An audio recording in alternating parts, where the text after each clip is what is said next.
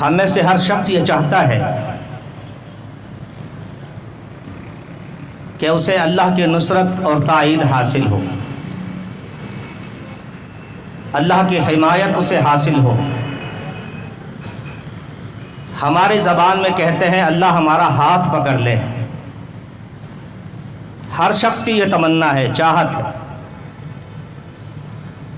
بالکل اسی طرح ہم میں سے ہر شخص یہ چاہتا ہے کہ ہم اللہ کے آدابوں سے محفوظ رہیں۔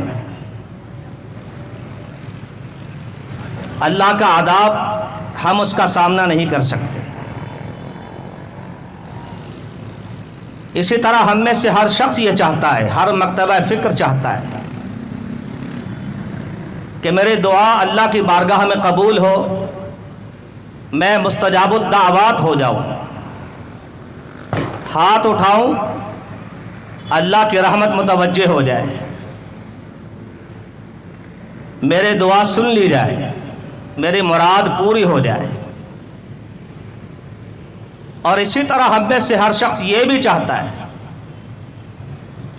کہ ہماری نیکیاں ہمارے مرنے کے بعد بھی جاری و ساری رہیں، اس کا ثواب ہمیں ملتا رہے۔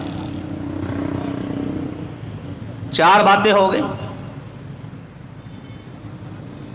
پھر سن لیجیے، ہم میں سے ہر شخص چاہتا ہے اللہ کی نصرت، اللہ کی تائید، اللہ کی حمایت ہمیں حاصل ہو۔ ہم میں سے ہر شخص چاہتا ہے میں اللہ کے آداب سے محفوظ و مأمون ہو جاؤں، اور ہم میں سے ہر شخص چاہتا ہے میں مستجاب الدعوات ہو جاؤں، میری دعائیں قبول ہو جائیں۔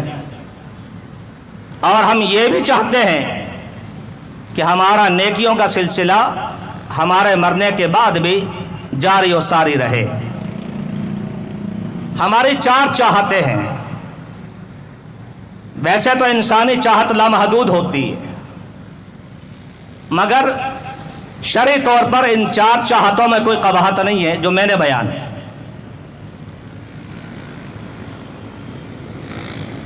ان ساری باتوں کے حصول کے لیے ہمارے ذمے صرف ایک کام ہے،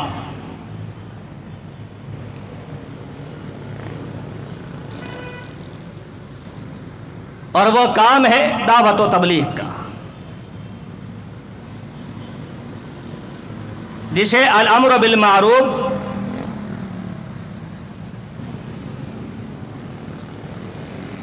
نیکی کا حکم دینا،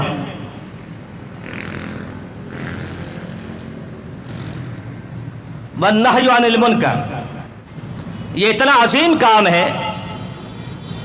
کسی کو نیکی کی راہ پر گامزن کرنا، دعوت کے ذریعے سے اس کو راہ راست پر لانا، کہ یہ 4 چاہتیں، یہ 4 باتیں جو ہم چاہتے ہیں ہمیں ملیں، وہ سب ہمیں حاصل ہو جائیں گی بشرطے کہ ہم یہ کام کریں۔